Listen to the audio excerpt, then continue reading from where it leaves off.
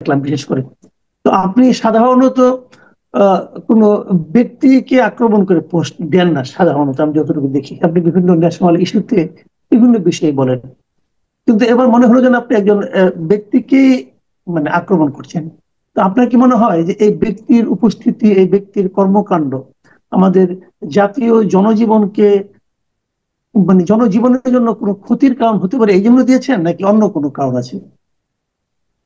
সবটা মিলিয়ে দেখেন, এই যে যার নাম আমার উচ্চারণ করতেও মানে ঘৃণা লাগে। আমি আপনাকে এর আগেও কয়েকবার বলেছি যে প্যারিসে পলাতক যে মানসিক বিকারগ্রস্ত ব্যক্তিটা, যে সে আমাকে নিয়ে এ পর্যন্ত 10টার মতো স্ট্যাটাস এবং ভিডিও করেছে। আমি এর কোনোটাই জবাব দিতে চাই নাই। কেন জানেন? ওর সাথে আমার 2018 সালে বা 2017 সালে প্রথম দেখা, ইয়েতে, আপনার সোনাগা হোটেলে জিমে। সেই দিন আমি প্রথম দেখলাম যে উন্মাদের মতো একটা লোক চিৎকার দিচ্ছে, মানে ইয়ে ফোনে এরকম করতেছে। আমি তো, কি রে, ঘটনা কি? তাহলে যে আপনি সেই লোক? বলে হ্যাঁ। তো কি হয়েছে? বলে যে আমার আজকে 1 লক্ষ ফলোয়ার হয়েছে ফেসবুকে। ভাই, ওই সময়ও আমি আমার আইডি মানে ব্লু টিক দেওয়া, ভেরিফাইড করা, আমার মাত্র 20,000 ফলোয়ার। ফলোয়ারের জন্য যে এরকম চিৎকার দিতে হয়! তো এই বদ্ধ উন্মাদকে দেখে আমার প্রথম মনে হলো। তো আমি বললাম যে তাহলে ঠিকই আছে, তো আপনাকে তো আমি খুঁজছিলাম। যে কেন? বলে যে আপনার একজন ফলোয়ার আমাকে নিয়ে পোস্ট দিয়েছে, এই রামপাল ইস্যুতে বা অন্য কোনো ইস্যুতে, তীব্র গালাগালি করে। তো বলে যে আচ্ছা আচ্ছা, কে কে দেখলো? বলে যে ও আচ্ছা, আমি ওরে বলে দেবো। ও ওই দিন আমার সাথে সে ফ্রেন্ড লিস্টে যুক্ত হলো। 2 দিন হুম। পরে সে দেখি আমাকে নিয়ে স্ট্যাটাস দিচ্ছে আবার। কেন? আমার একটা ফেসবুক পোস্ট, আপনার মানে এটা বলে যে জেনজি ভাষায় একটা ফেসবুক পোস্ট একটা ইয়ে হয়ে গেছে, মানে বিতর্ক সৃষ্টি করেছে। এটা সরাসরি বলি, এটা একজন একটা দেবীকে নিয়ে ইয়ে ছিল। আমি সঙ্গে সঙ্গে ক্ষমা প্রার্থনা করেছি, আমি আমি এটা প্রত্যাহার করে নিয়েছি। এই ব্যক্তি যে ভাব ধরছে যে হিন্দু বিদ্বেষী এবং মুসলিম প্রেমী, সে হিন্দু মৌলবাদীদের থেকেও আরো বড় মৌলবাদী হয়ে আমাকে ফেসবুক আক্রমণ করা শুরু করলো। সারা রাত আমাকে আক্রমণের পর আক্রমণ। এবং আমি বুঝলাম যে, আমি তখন তাকে একবারে লিখলাম যে তোমার মতো আমার ফ্রেন্ড লিস্টে থাকা দরকার নয়, তুমি তোমার মতো ভাই থাকো গিয়া। ওই তার সাথে আমার শেষ। কিন্তু তার সাথে আমার যতবারই দেখা হয়েছে, বরাবরই কথা হয়েছে। অনেক সময় কথা হয়েছে, পুরো শেখ হাসিনার আমলই কথা হয়েছে। তো আমি তখনই একটা জিনিস পরিষ্কার হলাম, যে এই লোক পাবলিককে বলে যে সে আহ, মুসলিম মুসলিম প্রেমী হয়ে গেছে, যে ইয়েদেরকে নিয়ে আপনার মৌলবাদীদের, মুসলিম মৌলবাদীদের নেতা হয়ে গেছে। এখানে মানে হিন্দু মৌলবাদ নিয়ে তার এত মাথা ব্যথা হলো কেন, এবং তাও বিকৃত করে।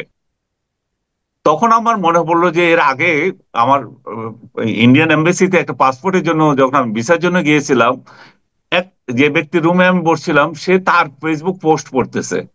তাহলে কিরে ভাই, এরা এরা আপনারা ফলো করেন, এর পড়তেছেন? তো সে চরম মুচকি হাসি দিল। আমি যে, সে, সবাই বলে যে সে এজেন্ট, এটা কি সত্য? এবং সে আমাকে হাসি দিয়ে বুঝিয়ে দিল যে ও তাদের নিয়োজিত মাল। এবং এটা বাংলাদেশকে একটা খেলা করার জন্য এখানে রেখে রেখে দিয়েছে। সে যখন ভারত বিরোধী কথাবার্তা বলবে, এই পতঙ্গের মতো ছাগলগুলো সেখানে যাবে, এবং এই ছাগলগুলোকে তখন তারা এটা স্ক্যানিং করতে পারবে, যে ইন্ডিয়ান এম্বাসি বা এখানে ওই ওই লোকগুলোকে স্ক্রিনিং করতে পারবে, এরা কারা কারা। যাই হোক, এটা তো আমার আর পার্সোনালি বলার কারো দরকারই নেই। আমি ওর ওর সাথে কথা ওই ওই প্রসঙ্গেই যাইনি। মানে আপনি যে কথাটা এখন বললেন, মানে আপনি কি তা আসলে বলতে চাচ্ছেন সব মিলিয়ে যে আহ, সে একজন মানে ভারতের ডিপ এজেন্ট টাইপের, মানে আপনার সাইলেন্ট এজেন্টের মতো কাজ করতেছে এখানে? কোনো সন্দেহ নাই, কোনো সন্দেহ নাই সে যে বাংলাদেশে নিয়োজিত একটা ভারতের এজেন্ট। কারণ তখন আমার সঙ্গে সঙ্গে মনে পড়লো যে সে আরেকটা ইন্ডিয়ান হাই কমিশনারকে দিয়ে যে বিশ্রী ভাষায় একটা পোস্ট দিয়েছে, বাংলাদেশের কোনো নাগরিক এটা দিতে পারে না। এবং ইন্ডিয়ান এম্বাসি এই পোস্ট বুক মানে দেখার পর সঙ্গে সঙ্গে বাংলাদেশে যেভাবে তারা সক্রিয় ছিল, ওরে তুলে নিয়ে যাওয়ার কথা, কিন্তু কিছুই হয় নাই ওর। তখনই হুম। আমি আরো নিশ্চিত হলাম যে এটাই পরবর্তীতে পর্যায়ে সে যখন ভারতে পালালো, এবং ভারতে পালিয়ে ভারতীয় পাসপোর্টে যখন প্যারিসে চলে গেল, তখন তো আরো নিশ্চিত হলাম। এবং তার এক বান্ধবী নাদিয়া ইসলাম, তাকে অনেকে এখন চেনে, যে তার 3 ইঞ্চি আবিষ্কার করেছিল, সে নাদিয়াই প্রথম আবার প্রকাশ্যে বললো যে সে হচ্ছে যে একটা রয়ের এজেন্ট, এবং তার কাছে প্রমাণ আছে। সে পূর্ণাঙ্গ বিস্তারিত দিল কিভাবে সে রয়ের এজেন্ট। এই রয়ের এজেন্টের বাংলাদেশের একটা মাত্র উদ্দেশ্য বাংলাদেশকে একটা অস্থিতিশীল করা, এবং বাংলাদেশে মৌলবাদীদেরকে ক্ষমতায় এনে ইন্ডিয়াতে মৌলবাদীরা যাতে ক্ষমতায় থাকতে পারে সেই ব্যবস্থা করা। এবং পশ্চিমবঙ্গে যতদিন পর্যন্ত মৌলবাদীরা ক্ষমতায় না আসবে, বিজেপি ক্ষমতায় না আসবে, সে তার এই কার্যক্রম চালিয়ে যাবে। সে আমার বিরুদ্ধে কি লিখছে আমি এটার পাত্তা দিতে চাই না, এই জন্যই যে সে ফলোয়ার ব্যবসা করে। আমি তো প্রথম দিনে দেখলাম, এবং কয়েকদিন পরে সে আমাকে একটা স্ট্যাটাস দিল যে ওই দেবীকে নিয়ে স্ট্যাটাস লেখার কারণে আমার ভাই হার্ট অ্যাটাক করে মারা গেছে। মানে কত বড়, এটা কি বলে, গালি দিতে হয় আর কি, ডট ডট। আমি আমি বললাম যে ভাই এগুলো কি, হে হে হে হে, এগুলো করে। তা এরপরও আমাকে নিয়ে সে যতবারই আমাকে নিয়ে ফেসবুক পোস্ট দিয়েছে, আমি তাকে ইনবক্সে বললাম যে ভাই এগুলো কি, সে এনে আরে কি হয়েছে। তা আমি তখন বুঝলাম যে এর উদ্দেশ্যটা কি। এর উদ্দেশ্য হচ্ছে যে আমি তাকে নিয়ে কিছু বলবো, কিছু লোক এখানে এনগেজ হবে, তার আরো কিছু ফলোয়ার হবে। এই ব্যবসা নিয়ে সে চলতেছে, এই ব্যবসা নিয়ে সর্বশেষ এখন সে আমার আমার সঙ্গে ইয়েতে লাগছে, ইয়ে নিয়ে, যে আমাকে ওই ওই টেলিভিশন ডাকে কেন, আমাকে অমুকে চাকরি দিছে কেন। আরে বেটা, এবং আনিস আলমগীরকে না নিয়ে অমুকে অমুকের নাও। তারা কারা, যাদেরকে সে কয়েকদিন ধরে গালাগালি করে, মানে যাদেরকে গালাগালি করে তাদেরকে সে বলে যে আনিস তো পড়াইতে পারে না, ওরা পড়াইতে পারবে, ওদেরকে নাও। লাস্টে যে টক শোতে আমাকে কেন নিল, সেখানে ও আনিস তো কথা বলতে পারে না, মাসুদ কামালকে নাও, আর এই আব্দুল তুষারকে নাও। মানে আপনাদের প্রেমে না না পড়ছে না, সে। ওখানে ওখানে হ্যাঁ, কিন্তু মাসুদ কামাল বলে নাই, ওখানে বলেছে কথা কামাল। ও কথা কামাল, আচ্ছা, এদেরকে নাও। কিন্তু আপনাদেরকে আবার যখন গালাগালি করে যে আপনাদের তো কোনো জ্ঞানই নাই, দুনিয়ার সমস্ত জ্ঞানের ভান্ডার নিয়ে আসছে ওই ডট ডট। তো সে ছাড়া মানে বাংলাদেশে আর কেউ জ্ঞান নাই, কিছু নাই, কথা বলতে পারে না, কিছুই না। সে আমার সঙ্গে কেন লেগেছে, আমি সর্বশেষ কথাটাই বলি। আমি 2 জায়গায় বলেছি, আমাকে যখন প্রশ্ন করেছে বাংলাদেশে যে সেনাবাহিনীর বিরুদ্ধে, রাষ্ট্রীয় বিভিন্ন প্রতিষ্ঠানের বিরুদ্ধে এবং সরকারের বিরুদ্ধে, ডক্টর ইউনূসের বিরুদ্ধে, খালেদা জিয়ার বিরুদ্ধে, সবার বিরুদ্ধে যে এই ডট ডটটা গালাগালি করে, এই এই লোকটাকে কিভাবে থামানো যায়। আমি বলছি একটাই উপায়, এই যে গোয়েন্দা সংস্থাগুলো আমাদের কি করে বা আমাদের সরকার কি করে, সরকার জাস্ট ওর চ্যানেলটা বন্ধ করে দিলে দেখবেন যে সব ঠিক হয়ে গেছে। সে যে ছাগলদের ইয়েতে নাচে, সেই ছাগল ফলোয়ারদের ইয়েটা বন্ধ হয়ে যাবে, এবং এটা বন্ধ হয়ে গেলে তার ভাত বন্ধ হয়ে যাবে, তার বকবকানি বন্ধ হয়ে যাবে। এখন তার কলিজা ধরে টান মারা হয়েছে, সেই জন্য সে আর আবোল তাবোল বকা শুরু করেছে। এবং ভেরি রিসেন্টলি সে যে ডাক দিয়েছিল, প্রিয় দেশবাসী, আপনি দেখছেন যে 3জনও রাস্তায় নামে নাই, কুত্তাও নামে নাই। তো সে বুঝে গেছে যে তার ব্যবসা এখন পড়তির দিকে। সে যে ব্যবসা করে খেত ভিউ ব্যবসা, ভিউ ব্যবসা চলতেছে না। আর আমি তো ভিউ ব্যবসা করি না। আমি একটা মানে অন্য একটা বিষয়, সিরিয়াস একটা বিষয়ে কথা বলতে চাচ্ছি। সেটা হলো যে ওনার যে সেই মধ্যরাতের যে ভাষণটা জাতির উদ্দেশ্যে, যে জাতিকে রাস্তায় নামার জন্য যে আহ্বানটা, সেই আহ্বানটা দেশের মানুষ অতটা মূর্খ হয় নাই বলে হয়তো নামে নাই। কিন্তু সে যেটা প্রত্যাশা করেছিল, যদি সেটা হতো, যদি মানুষ নামতো, তাহলে তো দেশ জুড়ে একটা মেসাকার হয়ে যেত। এখন পরের দিন যখন জানা গেল, দেখা গেল যে না, কিছুই হলো না, এবং তারটা পুরাই হাওয়ায় একটা হুমকি ছিল, হাওয়ার উপরে হুমকি ছিল। তো হুম। ওনার যে ভক্ত যারা ছিল, ওনার যারা মুরিদ, তাদের জন্য হলেও কি, চক্ষু লজ্জার খাতিরে হলেও কি তার একটা ব্যাখ্যা দেওয়া উচিত ছিল না, যে এটা সে কেন দিছে, কি ভুল হয়েছে না হয়েছে। সে তো কিছুই বললো না, চুপ করে থাকলো। এটা কি একদম মানে অবিবেচকের মতো কাজ করলো না? না, এটা তো, তার তো কোনো ভাষা নাই এখানে। ও তো যে ছাগলদের চড়ায়, ওর তো কোনো দায়বদ্ধতা নাই ওদের কাছে। আমি ওকে বহুদিন আগে বলেছিলাম যে আপনার অন্তত যখন আমার সাথে কথা হচ্ছিল, আমি বললাম, দেখেন আপনার অন্তত, মানে আমি বলছি যে আমার হোয়াটসঅ্যাপে কথা হচ্ছিল, পার্সোনালি তো কথা হয় ওর সাথে, যে আপনি অন্তত কিছু লোককে, যে মূর্খগুলো আপনাকে ফলো করে, এদেরকে অন্তত আপনি একটু শিক্ষিত করতে পারেন, যে আপনি ওদেরকে ভালো মেসেজ দিতে পারেন। আপনার তো ফলোয়ার আছে ভাই, ফলোয়ার গুলোকে কাজে লাগান। আপনি কেন এদেরকে বিভ্রান্ত করেন? এবং আমি তাকে অ্যাপ্রিসিয়েট করলাম যে ঢাকা ইউনিভার্সিটির এই যে একটা মেয়েকে, ওড়না পরে নাই, একটা একটা হুজুর টাইপ কর্মচারী, ওকে অপমান করেছিল এবং তাকে শাহবাগ থানাতে গিয়ে এই জনতা তাকে বের করে এনেছিল, আপনার মনে আছে? হ্যাঁ হ্যাঁ, মনে হ্যাঁ, আছে, পরে ফুলে ফেলা দিল। হ্যাঁ, তো সেই সময় ওই ব্যাটারির বিরুদ্ধে কিন্তু সে ভিডিও করেছিল। আমি তাকে মেসেজ দিয়েছিল যে এই প্রথম আমি দেখলাম একটা সেন্সিবল লোকের মতো আপনি কাজ করেছেন। এইটাই তো কাজ করা উচিত ইউটিউবারদের, যাদের ফলোয়ার আছে, যারা ইনফ্লুয়েন্সার হবে। আপনি কেন এই সমস্ত আউল ফাউল জিনিস করেন? এবং আপনি একটু শিক্ষিত লোক। এর কোনো জবাব নাই ওর। মানে 5 আগস্টের পর থেকে তার কমপ্লিট মাথা, আগে তো কথাবার্তা হয়তো, 5 আগস্টের পর থেকে কমপ্লিট নষ্ট হয়ে গেছে। যে সে জাতির বিবেক মনে করতেছে। আমি তাকে এটাও বললাম যে এই সমস্ত ফালতু কাজ বাদ দিয়ে আপনি তো দেশেও তো আসতে পারেন। দেশে এসে যে ডক্টর ইউনূস যে স্বাস্থ্য মন্ত্রণালয়টা একটা মহিলার হাতে দিয়েছে, ও তো কিছুই করতে পারছেন না। আপনি স্বাস্থ্য বিষয়ে পরামর্শ দিচ্ছেন, স্বাস্থ্যের মন্ত্রণালয়টা তো অন্তত নিতে দেন। তো সে বলে যে আপনি মনে করেন যে আমাকে দেবে, এটা আপনি যত মনে করেন তত না, ওরা আমাকে কিভাবে নেয়। আমি বুঝলাম যে পুরোটাই তার ফ্রাস্ট্রেশন এবং মেন্টাল মেন্টাল কি বলবো, এগুলা হতাশা থেকে সে এগুলা করতেছে। এবং এগুলো করে সে দেশটাকে ধ্বংস করতে চায়। তার তার যে টার্গেট, যে ভারতের এজেন্ট, সে এজেন্সি তার কার্যক্রমটা যাতে পূর্ণ হয়। এবং বাংলাদেশের মূর্খ জনতা যারা ওর কথায় নাচে, ওরা কবে যে বুঝবে আমি জানি না। এই দেশটা যদি ভারত যদি কোনোদিন আক্রমণ করে, শুধুমাত্র এই যে আপনি বললেন ওই রাতে যদি কিছু হতো, তো ওই রাতে কিছু হলে ভারত পার্শ্ববর্তী দেশ, সে যদি এখানে গন্ডগোল দেখে, সে যদি এখানে মৌলবাদীদের আস্ফালন দেখে, সে কেন পার্শ্ববর্তী দেশ হিসাবে সে সবকিছু টলারেট করবে? এবং ভারত কি এত ছোট রাষ্ট্র যে বাংলাদেশ তার বিরুদ্ধে যা ইচ্ছা করবে সেটা সে মেনে নেবে? এবং এটা তো সুযোগ করছে ওর মতো কিছু ইয়েকে, এজেন্টকে রেখে। এবং যতদিন পর্যন্ত এগুলা ঠিক হবে না, সে আমাকে বললো যে, আমাকে রিসেন্ট যে ইয়েটা দিছে, যে আমি ওর সমালোচনা করতে চাই না, আমি জানি যে সে, আমি যদি তারে হুমকি দিই যে সে কিন্তু বিদেশে অ্যাসাইলাম নিয়ে আসবে।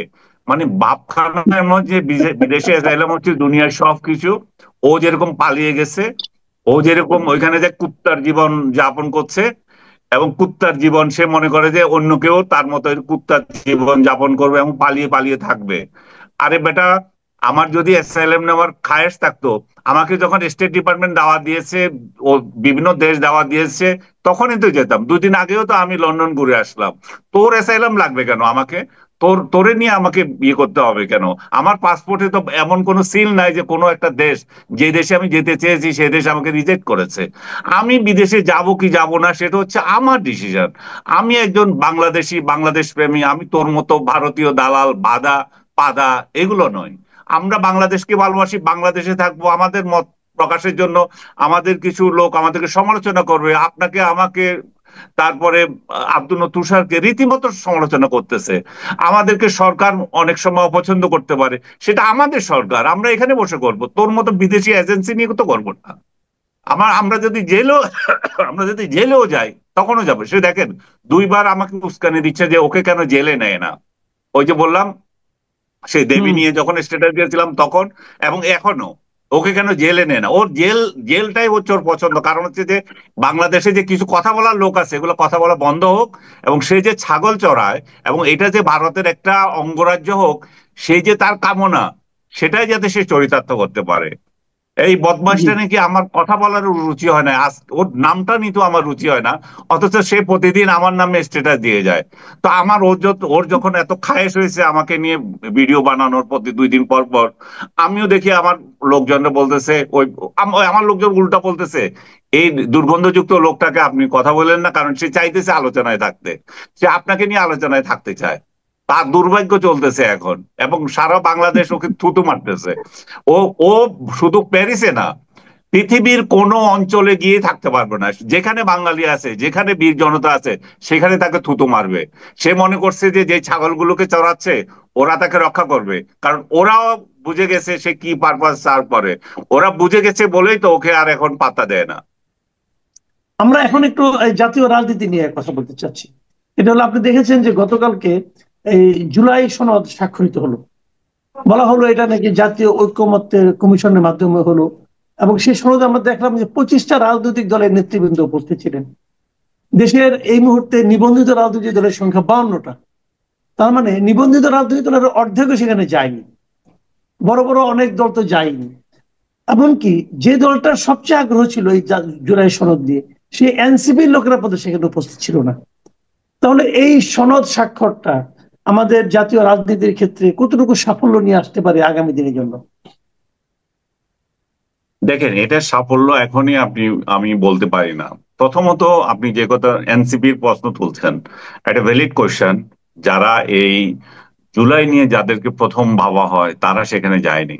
কিন্তু তার আগে যদি আপনি চিন্তা করেন যে বাংলাদেশে 60% ভোটার যেগুলো আছে, আপনার আওয়ামী লীগ, জাতীয় পার্টি 14 দল এবং 4 পার্টি আবার বাম রাজনৈতিক দল সবগুলো মিলিয়ে ভোটের হিসাবে দেখলাম আমি 60% লোক, যে দল 2008 সালের ইলেকশনের হিসাবে হিসাব করে বলতেছে যে দলগুলোকে সমর্থন করেছে তারা এখানে নাই, বাকিরা আছে। আর বাকিদের মধ্যে অবশ্যই প্রধান দুইটা রাজনৈতিক দল এখানে আছে, বিএনপি জামাত আছে। কিন্তু আরেকটা রাজনৈতিক দল যেটাকে জুলাই আন্দোলনের সঙ্গে সবচেয়ে সম্পৃক্ত, তারা যায়নি। এখন তারা যায়নি বলে যে এটা এটা আপনার মানে অপাঙ্ক্ত হয়ে গেল, এটা অকার্যকর হয়ে গেল, সেটা আমি মনে করি না। আমি মনে করি যে তাদেরও বোধোদয় হবে, ভাই, ইলেকশন হচ্ছে আমাদের প্রধান টার্গেট। ফেব্রুয়ারিতে ডক্টর ইউনূসের নেতৃত্বে বাংলাদেশে একটা নির্বাচন হোক। সেটা সেটা পার্টিসিপেটরি হচ্ছে না আমরা দেখছি, তারপরও আমরা মনে করি যে সেটা হয়ে যাওয়া উচিত। এবং সেটা ইনক্লুসিভ হচ্ছে না, সেটা নন ইনক্লুসিভ হচ্ছে, তাতেও মনে করি যে আমরা এটা হয়ে যাওয়া উচিত। কেন হয়ে যাওয়া উচিত?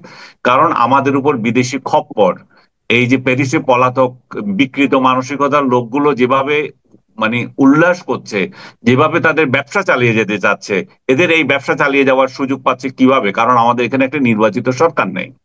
আমাদের নির্বাচিত সরকার নেই বলে সে অমুক অমুককে হুমকি দেয়, সে সেনাপ্রধানকে হুমকি দেয়, ডক্টর ইউনূসকে হুমকি দেয়, বিভিন্ন রাজনৈতিক দলের নেতাদের হুমকি দেয়, খালেদা জিয়া, তারেক জিয়ার মতো রাজনীতিবিদদেরকেও সে নোংরা ভাষায় কথা বলেছে, ভিডিও করেছে। তো এই ধরনের লোক যখন এই সুযোগ পায় তখন এনসিপি তাদেরকে কিন্তু সহায়তা করে। এনসিপি কে নিয়ে সে খুব খুব গর্বিত। এনসিপি তাকে বলেছে আমাদের ইয়ে হোক, আমাদের পরামর্শদাতা হোক। সে বলছে না, তাকে দায়িত্ব দিতে হবে, তারপরে সে এনসিপি নিয়ে ইয়ে করবে। তার মানে কি এনসিপি কি ওর কথায় নাচে? হ্যাঁ। তো মনে করে যে এনসিপি এগুলো শিশু, এনসিপি গুলোও তার কথায় নাচবে, এবং সে সবাইকে পালতে চায়, সবাই খেতে চায়। এবং তাকে নিয়ে একটা ভিডিও করেছে একটা ইন্ডিয়ান একটা ছেলে, যে যেই পাতে বসে সেই পথে খায়। আমি দেখলাম যে একবারে সত্যিকার কথা, সে শাহবাগ নিয়ে কথা বলে, আবার হেফাজতের নিয়ে ইয়ে করে, প্রশংসা করে, আবার হেফাজতকে নিয়ে গালাগালি করে, আবার সে শাহবাগী। আবার সে ব্লগার হত্যার বিরুদ্ধে কথা বলে, মাহমুদুর রহমানকে আবার সার্টিফিকেট দিয়ে ব্লগার হত্যার যে বিষয়গুলো আপনার করেছিল এগুলো ভালোই করেছিল। মানে ওর কোনো ধারাবাহিকতা নাই, আজকে কি বলে কালকে কি বলে, কত বহুরূপী টাউট। এই টাউট গুলো আমাদের সমাজে আরো বেশি প্রাধান্য বিস্তার করার সুযোগ পাবে শুধুমাত্র আমরা যদি একটা নির্বাচিত সরকার আনতে না পারি। সে যেই হোক, সে জামাত ইসলামী হোক, বিএনপি হোক, এনসিপি হোক, যাদেরই হোক, আমরা একটা নির্বাচিত সরকার চাই। এবং সেই ক্ষেত্রে আমি মনে করি করি যে এনসিপি হয়তো তার আহ, যে ডিজায়ার তাদের আছে, সেটা তারা ভুল যদি কোথায় থেকে থাকে সেটা সমাধান করবে, কিংবা তাদের যে মতপার্থক্য, তাদের যে সেন্টিমেন্ট, সেটাও সরকার এখানে পূরণ করে দিতে পারে। আমি এটাতে বিগ ডিল মনে করি না। তবে তাদের যে শাপলা নিয়ে যে বিতর্ক তৈরি হয়েছে, সেটাও আমি মনে করি যে সরকারের অবিলম্বে ঠিক করা উচিত। কারণ শাপলা এমন একটা প্রতীক, আমাদের রাষ্ট্রপতি, প্রধানমন্ত্রী থেকে শুরু করে সবার পেছনে এটা শোভা পায়। এটা যদি নির্বাচন কমিশন যদি মনেই করে যে না, এটা অন্য একটা দেওয়া উচিত, সেটাও তাদেরকে মেনে নেওয়া উচিত। তারা গো ধরে বসে থাকার এটা এটা আমি প্রয়োজন মনে করি না। আমার মনে হচ্ছে নির্বাচনকে যদি পিছাতে না চায়, দেশকে যদি অস্থিতিশীল করতে না চায়, এই দেশটা যাতে অন্য দেশের করদ রাজ্য হতে না পারে, সেটা ভারত হোক, আমেরিকা হোক, তাহলে আমাদের সম্মিলিত ভাবে, আপনি আমি, এনসিপি, দুনিয়ার যত রাজনৈতিক শক্তি আমাদের এখানে আছে, সবার উচিত, ইভেন আওয়ামী লীগের উচিত এই নির্বাচনে সহায়তা করা, যাতে করে আমাদের এখানে একটা স্থিতিশীল সরকার হয়। জি, অনেক ধন্যবাদ জনাব আনিস আলমগীর। প্রিয় দর্শক, আপনারা শুনলেন জনাব আনিস আলমগীরের কথা, ওনার ব্যক্তিগত অনুভূতি বিভিন্ন বিষয়ে। আপনারা বুঝতেই পারছেন যে এরকম খুবই স্বাভাবিক, যদি মানে অযাচিত ভাবে কেউ যদি ব্যক্তিগত আক্রমণ করতে থাকে, তাহলে কোনো ভদ্র মানুষের পক্ষে আসলে অনেক সময় টেম্পার ঠিক রাখা সহজ হয় না, মন খারাপ থাকে। তো আমরা আশা করব সবাইকে, ভাই আপনারা যে কথাটাই বলেন, যে মিডিয়াতেই বলেন, মাথায় রাখবেন যে আমাদের মূল লক্ষ্যটা যেন দেশ হয়। আপনারা এমন কিছু বলবেন না প্লিজ। আমি প্যারিসের ওই ভদ্রলোককেও বলছি, হয়তো ওনার এখন মানসিক একটু সমস্যা যাচ্ছে এক ধরনের, মানে এত বড় একটা ঘোষণার পর, মানে এত বড় একটা ফ্লপ ঘটনার পর। তারা বলছেন জুলাই সনদ, এই বিষয়টা নিয়ে পরিষ্কারভাবে আইন এবং আমার অভিমত আপনাদের সঙ্গে শেয়ার করতে চাই। 2024 সালে কোটা আন্দোলনের নামে বাংলাদেশে সহিংসতা হয়েছিল। বাংলাদেশে চলমান সেই সহিংসতা, নৈরাজ্য, রাষ্ট্রীয় সম্পদ ধ্বংস করা, নির্বিচারে মানুষ হত্যা করা, বিভিন্ন স্থানে লুণ্ঠন করা, গণভবন লুণ্ঠন করা, সংসদ ভবন লুণ্ঠন করা, সারা দেশে আওয়ামী লীগ এবং তাদের নেতাকর্মী, 14 দলের নেতাকর্মীদের বাড়িঘর লুণ্ঠন করে যে ভয়াবহ নৈরাজ্য সৃষ্টি করা হয়েছে, মব সৃষ্টি করা হয়েছে, আইন শৃঙ্খলা পরিস্থিতি ধ্বংস করে দেওয়া হয়েছে। এই যে মব সংস্কৃতি, এই সংস্কৃতির সঙ্গে যারা জড়িত ছিল, যারা দেশের সর্বোচ্চ আইন সংবিধান পরিপন্থী কর্মকাণ্ডে লিপ্ত হয়েছিল, তারা একটা সময় এসে বুঝতে পেরেছে তাদের এই কৃতকর্মগুলি সংবিধান ভঙ্গ এবং রাষ্ট্রদ্রোহিতার অপরাধ। সে কারণে তারা বারবার দায় মুক্তি চেয়েছেন। ডক্টর ইউনূস একটা নোটিশ দিয়ে দায় মুক্তি দিয়েছিলেন একবারে, কিন্তু এক্সিকিউটিভের নোটিশে যে কিছুই হয় না, এটা হয়তো তারা উপলব্ধি করে বলছে না, ওই নোটিশে আমাদের কিছু হবে না, আমাদেরকে আরো দায় মুক্তি দিতে হবে। তখন কি করা, বলে নতুন একটা কাগজ বানানো হোক, সেটার নাম কি, জুলাই সনদ। এই জুলাই সনদ প্রথমে শহীদ মিনারের সামনে করা হবে, বাংলাদেশের সংবিধানকে ফেলে দিয়ে, সেটা পারে নাই। তারপর সরকার করবে, সরকার একা পারছে না, তখন বিএনপি জামাত সবাইকে নিয়ে লেজে গোবরে জড়িয়ে একটা নতুন কাগজ তৈরি করেছেন, নাম রেখেছেন জুলাই সনদ। এই সনদে কতিপয় রাজনৈতিক দলের কতিপয় নেতা স্বাক্ষর করেছেন, যদিও ডক্টর ইউনূস এর প্রোডাক্ট যে দল এনসিপি, তারা সেখানে যান নাই, স্বাক্ষর করেন নাই। বাম ঘরানার 4টি সংগঠন তারাও স্বাক্ষর করেন নাই। এখন এই সনদটা কি? সনদটা হচ্ছে বাংলাদেশে এইভাবে চলবে, এইভাবে চলবে। আসল কথাটা হলো জুলাই আগস্টে মানুষ খুন করা, লুটপাট করা, সংবিধান ভঙ্গ করা, নৈরাজ্য করা, নাশকতা করা, এইভাবে গণতান্ত্রিক সরকারকে উচ্ছেদ করা সহ যত অবৈধ কাজ করা হয়েছে, এই অবৈধ কাজ যারা করেছে তাদের বিরুদ্ধে কোনো মামলা মোকদ্দমা করা যাবে না, তাদের অভিযুক্ত করা যাবে না, তাদের দায় থেকে মুক্তি দেওয়া হবে। অর্থাৎ দায় মুক্তি। এই দায় মুক্তিটা হলো জুলাই সনদ। এখন এই সনদটাকে সনদ বলা যায় কিনা? আসলে না, এটাকে বলা যেতে পারে চুক্তিপত্র বা অঙ্গীকারনামা। যারা স্বাক্ষর করেছেন তারা যদি কখনো ক্ষমতায় আসেন, তারা যদি পার্লামেন্টে যান, তখন তারা আইন করে এই যে অপরাধগুলো যারা করেছে তাদের দায় থেকে মুক্তি দিবেন। তাহলে এটাকে আমরা ক্লিয়ারলি বলতে পারি যে এটা চুক্তিনামা বা অঙ্গীকারনামা, যে অঙ্গীকার করলাম তোমাদের আর দায়িত্ব থাকবে না। এতেও জুলাই নেতারা খুশি না। তারা বলছেন এটা শুভঙ্করের ফাঁকি, এটা প্রতারণা, এটা জাতির সঙ্গে বেইমানি করা। এনসিপির নেতারা তাই বলছেন। কেননা তারা বুঝতে পেরেছেন এই চুক্তিপত্রে রক্ষা হবে না, এই অঙ্গীকারনামায় রক্ষা পাবে না। তারা হয়তো এটাও মনে করছেন 1975-এর 15 আগস্ট বঙ্গবন্ধুকে হত্যার পরে খুনিদের, অবৈধ ক্ষমতা দখলকারীদের পরিত্রাণ দেওয়ার জন্য, দায় মুক্তি দেওয়ার জন্য এরকম একটা কারবার করা হয়েছিল।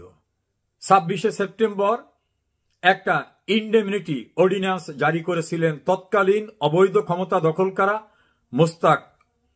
এখনো কিন্তু যিনি এই চুক্তিনামার স্বাক্ষর করছেন তিনিও কিন্তু অবৈধ ক্ষমতা দখল করা ডক্টর মোহাম্মদ ইউনূস। জিয়াউর রহমান যখন পার্লামেন্টে নিরঙ্কুশ সংখ্যাগরিষ্ঠতায় তার দলকে নিয়ে আসছেন, তখন 1979 সালের 9 এপ্রিল ওইটাকে পাশ করে একেবারে বঙ্গবন্ধু হত্যা থেকে শুরু করে জিয়াউর রহমানের ক্ষমতা দখল করা সবকিছুকে বৈধ করে একটা নাম রাখছিলেন। সেই সনদটার নাম হলো সংবিধানের 5ম সংশোধনী। এই 5ম সংশোধনী সংসদ বাতিল করে দিল পরবর্তীতে। তার বিরুদ্ধে যারা বেনিফিশিয়ারি তারা সুপ্রিম কোর্টে গেলেন।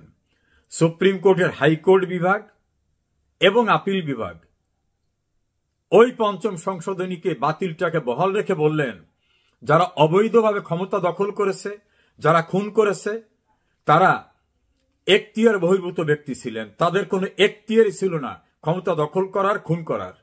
ফলে তারা যেটা করেছেন সেটা রাষ্ট্রদ্রোহিতা, নাশকতা, চর দখল করা এবং দণ্ডনীয় অপরাধ। আরো একটি লাইন যোগ করেছিলেন, এই জাতীয় অপরাধ যারা করবে তাদের রাষ্ট্রদ্রোহিতার দায়ে দণ্ডিত করার জন্য আইন প্রণয়ন করা উচিত। একইভাবে এরশাদ সাহেব ক্ষমতা দখল করার পরে সংবিধানের ৭ম সংশোধনী জারি করে নিজের পরিত্রাণ নেওয়ার চেষ্টা করেছিলেন, সেটাকেও সুপ্রিম কোর্ট বাতিল করে দিয়েছে। অর্থাৎ যেটা অবৈধ, যেটা বেআইনি, যেটা ফৌজদারি অপরাধ, যেটা সংবিধানের বিধিবিধানের সঙ্গে সাংঘর্ষিক, সেটা নিয়ে পার্লামেন্টে বিল পাশ করলেও কারো পরিত্রাণ হয় না। তাহলে জুলাই সনদ নামে যে কাগজটা, এটাকে সর্বোচ্চ বলতে পারেন অপরাধ থেকে দায় মুক্তির জন্য কতিপয় রাজনৈতিক দলের চুক্তিপত্র বা অঙ্গীকারনামা। এর বাইরে এর কোনো লিগ্যাল সোর্স নাই। এবং যারা এটা করলেন তারা কেউকে মাফ করার ক্ষমতা আইন সিদ্ধভাবে নাই। পার্লামেন্টে গেলেও ক্ষমা করতে পারতেন না। আর এখন তো তারা নোবডি, তাদের কোনো লিগ্যাল অথরিটি নাই, আইনগত কর্তৃত্বই নাই। এখন অনেকের প্রশ্ন, তাহলে বাঙালির সনদ কোনটা? হ্যাঁ, সেটা মনে করিয়ে দিতে চাই। বাঙালি জাতির মুক্তির ম্যাগনা কার্টা হিসাবে যেটা পরিচিত, সেটা 1966 সালের 6 দফা। সেটাই হচ্ছে বাঙালি জাতির আন্দোলনের ক্রমবিকাশিত একটি গুরুত্বপূর্ণ সনদ। দ্বিতীয় সনদ হচ্ছে 1971 সনের 7 মার্চ ঐতিহাসিক সোহরাওয়ার্দী উদ্যানে বঙ্গবন্ধু গোটা জাতিকে যে নির্দেশনা দিয়েছিলেন কি করতে হবে, কি করা যাবে না, সমস্ত কিছু, সেটাই হচ্ছে গুরুত্বপূর্ণ দ্বিতীয় সনদ। তৃতীয় সনদ আনুষ্ঠানিকভাবে বঙ্গবন্ধু যে স্বাধীনতার ঘোষণা দিয়েছিলেন, সেটা তৃতীয় সনদ। আর বিকশিত সমস্ত কিছুকে একত্রিত করে যে সনদ তৈরি করা হয়েছিল, সেটা 1971 সনের 10 এপ্রিল তৈরি করা আমাদের প্রোক্লামেশন অফ ইন্ডিপেন্ডেন্স, স্বাধীনতার ইস্তেহার। সেটা হচ্ছে সবচেয়ে বড় সনদ। সেই সনদটা বিকশিত হয়েছিল 1971 সনের 17 এপ্রিল স্বাধীন বাংলাদেশ সরকার শপথ গ্রহণের পরে যেটাকে অনুমোদন করেছিলেন, গণপরিষদের ক্ষমতা বলে প্রফেসর ইউসুফ স্বাক্ষর করেছিলেন। সেটাই হচ্ছে বাঙালি জাতির ইতিহাসের সবচেয়ে বড় সনদ। মনে রাখবেন, প্রোক্লামেশন অফ ইন্ডিপেন্ডেন্স, স্বাধীনতার ইস্তেহার, এর বাইরে কোনো সনদ নাই। আর বড় একটা সনদ যদি ধরেন, সেটা হচ্ছে গণপ্রজাতন্ত্রী বাংলাদেশের সংবিধান। সেটাই হচ্ছে সবচেয়ে বিকশিত, সমস্ত কিছু একীভূত করা সনদ। এর বাইরে কোনো সনদের সুযোগ নাই। দেশের সর্বোচ্চ আইন সংবিধানের অনুচ্ছেদে 7 বলা হয়েছে, এই সংবিধান জনগণের অভিপ্রায়ের পরম অভিব্যক্তি, জনগণ সমস্ত ক্ষমতার অধিকারী এবং জনগণের সেই ক্ষমতা ব্যবহৃত হবে এই সংবিধানের অধীনে এবং কর্তৃত্বে, অর্থাৎ ওই সংবিধানের অধীনে এবং কর্তৃত্বে। এই যে যারা চুক্তিপত্র করলেন, স্বাক্ষর করলেন, ফেসবুকে দিলেন, সংবিধান আপনাদের এমন কোন চুক্তিপত্র করার ক্ষমতা দিয়েছে? দেয়নি। জনগণ আপনাদের ভোট দিয়েছে যে আপনাদের এটা করার ক্ষমতা দিলাম? দেয়নি। তাহলে এই কথিত চুক্তিপত্রের আইনগত কোনো ভিত্তি নাই, সাংবিধানিক দৃষ্টিকোণ থেকেও কোনো গ্রহণযোগ্যতা নাই। এটার সান্ত্বনা পুরস্কার হিসাবে গণ্য করা যেতে পারে যে অপরাধ যারা করছে তোমাদের ব্যাপারে আমরা একমত হয়েছি, তোমাদের কিছু করব না। চিন্তা করছেন যে এরা আসলে কোন পথে দেশটাকে নিয়ে যেতে চাইছে এবং সেটা আদৌ সম্ভব কিনা? আপনি যে এটাকে আপনি একটা অ্যামেন্ডমেন্টের মাধ্যমে সংবিধানে যুক্ত করবেন, সেটা আপনি কি করবেন? এটা তো সংবিধানের সঙ্গে সাংঘর্ষিক, তারা যেটাকে আসলে একটা জিনিসটা বানিয়েছে। এবং খুব ইন্টারেস্টিং, যখন এটা উপস্থাপন করা হয়েছে সিগনেচার করার জন্য, তার আগে কিন্তু বলা হলো যে এই যে খসড়া এটাই আসলে চূড়ান্ত, এটার আর কোনো রকম কোনো চেঞ্জ হবে না, কোনো এডিট করা হবে না। কিন্তু আমরা দেখলাম যে এর ভেতরে বিএনপি নেতা সালাউদ্দিন ফেসবুকে একটা পোস্ট দিলেন, এবং সেই পোস্টটাকে আসলে সেটা হচ্ছে এই মানে বিচারিক প্রক্রিয়া, এই যে বিএনপি বলেন, জামাত বলেন বা এনসিপি বলেন, যারা এই হত্যাকাণ্ডগুলো ঘটিয়েছে জুলাই আগস্টে পরবর্তী সময়ে, যে পুলিশ হত্যাকাণ্ড ঘটিয়েছে, আওয়ামী লীগের নেতাকর্মীদেরকে যে মেরেছে, হত্যা করেছে আর কি, তো এটার জন্য কোনো বিচার না হয় সেটা নিয়ে উনি একটা পোস্ট দিয়েছেন ফেসবুকে। পরবর্তীতে একদম জাস্ট আগ মুহূর্তে সেটাকে আবার অ্যাড করে দেওয়া হয়েছে এরকম। আবার আরো ইন্টারেস্টিং যে যারাই আসলে এই হত্যাকাণ্ডের আমরা মানে হত্যাকারী হিসেবে সামনে যাদেরকে দেখতে পেয়েছি বা এখন পর্যন্ত যাদেরকে আমরা চিহ্নিত একদম এনসিপির যাদের জন্য আসলে অ্যামেন্ডমেন্টসটা, তারাই কিন্তু আবার সিগনেচার করে নাই। হ্যাঁ, আবার যারা জুলাই জঙ্গি, এরা যাদেরকে জুলাই যোদ্ধা বলে, তারা দেখলাম যে আবার আন্দোলন করছে, আন্দোলন করে একজনের হাত খুলে গেছে। মানে এটা অবশ্য আমার কাছে পুরোটাই সাজানো মনে হয়েছে। বা এই যে এনসিপি সিগনেচার করেনি, এটাকেও কিন্তু আমার কাছে মনে হচ্ছে সাজানো। এনসিপি কে সিগনেচার না করিয়ে তাদেরকে বাইরে রেখে এই অজুহাতে বিভিন্ন আন্দোলন সংগ্রাম করে করে নির্বাচনটা যেন না হয়। দেখবেন যারা অনেক কিছু ঘটাবে, কারণ মোহাম্মদ ইউনূস এত মানে ছেঁচড়াটা একেবারে রুমের টু দ্য পয়েন্টে এসেছেন। টু দ্য পয়েন্টে প্রথমে মনে করেন সংবিধান, যারা সংবিধানের নামে শপথ নিয়েছিল, যারা প্রথম দিন থেকে সংবিধান মানেন না, তারা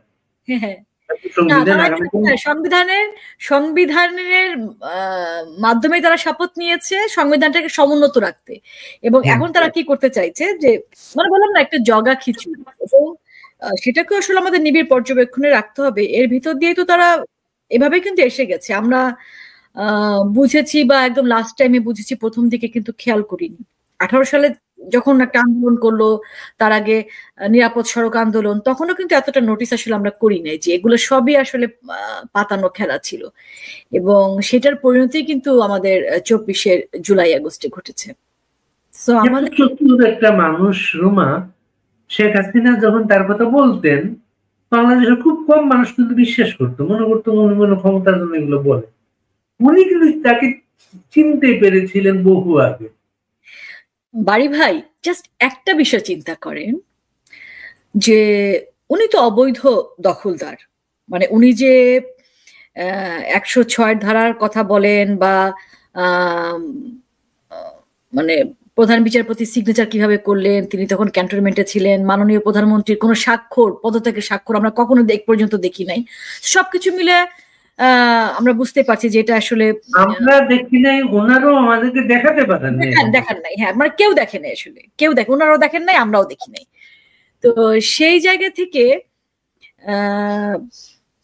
দখল তো করেছেন, নিজেকে প্রধান উপদেষ্টার চেয়ারে বসিয়েছেন, এবং নিজেকে প্রধান উপদেষ্টা হিসেবে বিভিন্ন দেশে যে সফর করছেন, 14টা দেশ সফর হয়ে গেছে, সেটা কোনো কারণ থাকুক বা না থাকুক, যেই তাকে দাওয়াত দেখ, সেটা মন্ত্রী পর্যায়ের হোক, সেটা আমাদের অ্যাম্বাসেডার পর্যায়ে হোক, সেটা আমাদের যে কোনো পর্যায়ে হোক, উনি যে হাজির। দাওয়াত দেয় তো দাওয়াত ম্যানেজ করে, হ্যাঁ ম্যানেজ করে, রাইট। বাট কি অদ্ভুত যে উনি জনশক্তি রপ্তানির ব্যবসায় নেমে গেল, আদম পাচার। যে আদম কালকের বক্তৃতায় তিনি জনশক্তির বিজ্ঞাপন করেছেন, যে লোকজন খালি চিঠি লিখছে, লোক দাও লোক দাও, মানে যেখানে আমাদের জনশক্তি সব পদগুলো বন্ধ হয়ে যাচ্ছে। রুমিনের একটা বক্তব্য শুনেছিলাম টক শোতে, যেটা নিয়ে আসলে খুব কেউ কেউ মানে তর্ক বিতর্কের জন্ম দিয়েছিল হাসনাতকে নিয়ে, সেটা হচ্ছে ফকিন্নি।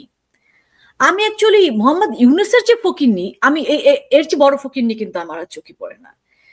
মানে কত বড় লোভী এবং কি পরিমাণ নির্লজ্জ বেহায়া, যে যতগুলো ব্যবসা সে গরিবী থাকলেই তার ব্যবসা, গরিবী বলাই তার ব্যবসা, কিন্তু মানে এবং গরিব শোষণ, মানে এত টাকার লোভী এবং এত নেশা হয়ে গেছে ওনার।